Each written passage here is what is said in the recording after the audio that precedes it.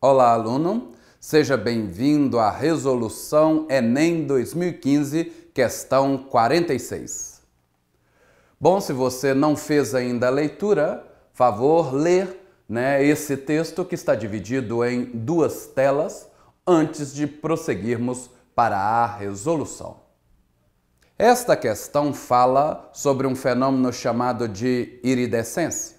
Quando a gente observa uma poça d'água e sobre ela temos uma camada de óleo, é comum observarmos manchas coloridas. Essas manchas ocorrem devido a um processo de interferência que é discutido nessa questão. Observe a figura. Nessa figura nós temos uma poça d'água, sobre esta poça d'água uma camada fina de óleo de espessura E e sobre o óleo o ar. Um raio de luz branca, uma luz policromática 1, que se propaga no ar, incide na superfície que separa o ar do óleo. Parte do raio 1 é refletido, vira o raio 2, e parte do raio 1 é transmitido para o óleo e se transforma no raio 3. O raio 3, por sua vez, se reflete na superfície que separa o óleo da água e se transforma no raio 4. Que é então transmitido para o ar e se transforma no raio 5. O raio 2 e o raio 5 são raios policromáticos, contêm várias cores, mas um determinado comprimento de onda sofrerá interferência construtiva e então essa cor se destacará das demais e a pessoa vai observar essa porção do óleo com uma determinada coloração. Vamos representar aqui uma onda qualquer. Nós sabemos que os pontos mais altos a gente chama de cristas e os pontos mais baixos são chamados de vales. A distância entre duas cristas consecutivas é o comprimento de onda e como o vale fica exatamente no meio entre duas cristas, a distância de uma crista e um vale consecutivo é de meio comprimento de onda. O enunciado nos disse que na reflexão do raio 1, que gerou o raio 2, houve uma inversão de fase. O que isso significa? Vamos supor que nesse instante representado na figura, o raio 1 esteja terminando em uma crista. Se houve uma inversão de fase para gerar o raio 2, então isso significa que o raio 2 começa em um vale. Então o raio 1 termina em uma crista, o raio 2 começa em um vale. Isso é que é inversão de fase. Como a distância entre uma crista e um vale é meio comprimento de onda, então a gente pode dizer que essa inversão de fase corresponde a uma mudança de meio comprimento de onda. Bom, este raio 2, então, no meu exemplo, está começando com um vale. Se o raio 5 também começar com um vale, então teremos uma interferência construtiva entre o raio 2 e o raio 5. Então a gente tem que ver qual é a condição para que o raio 5 também comece com um vale como o raio 2.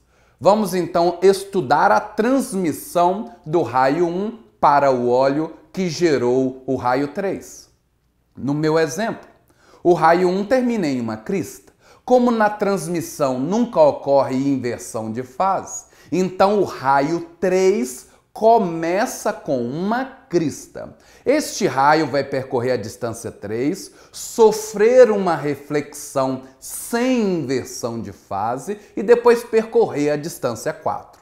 Se essa distância 3 mais 4 for um múltiplo do comprimento de onda, o raio 4 vai terminar em uma crista, mas eu não quero isso. Eu quero que o raio 4 termine em um vale. Então eu vou dizer que a distância 3 mais a distância 4 é um múltiplo de lambda mais meio comprimento de onda. Essa vai ser a condição para a interferência construtiva. O enunciado pediu para considerar que a distância 3 mais a distância 4 é igual a 2 vezes a espessura. E é essa distância que tem que ser um múltiplo do comprimento de onda mais meio lambda para que o raio 4 termine em um vale. Se o raio 4 terminar em um vale, o raio 5 vai começar em um vale, porque na transmissão nunca ocorre inversão de fase. O valor de M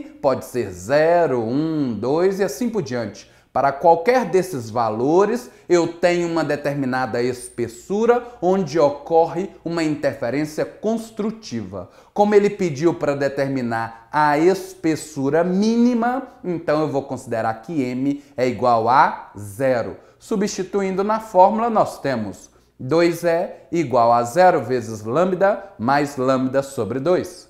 2E, então, é lambda sobre 2. E será lambda sobre 4. Só uma observação a respeito desse lambda que aparece na resposta.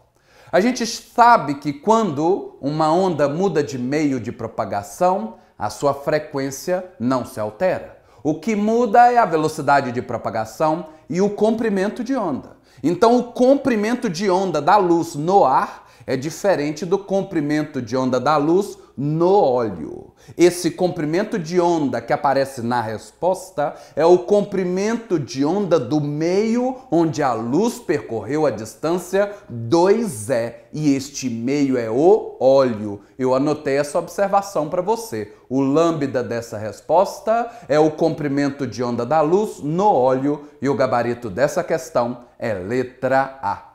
Chegamos então ao final dessa questão de número 46. Te aguardo na próxima resolução.